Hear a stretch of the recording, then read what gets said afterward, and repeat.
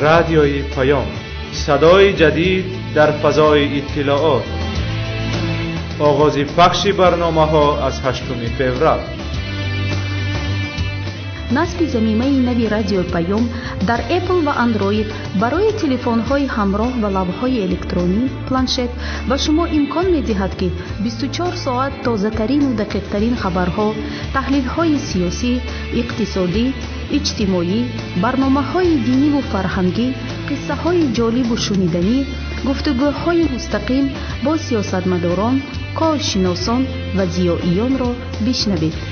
با ما باشید. رادیوی پیام، همسفر به سوی زندگی بهتر.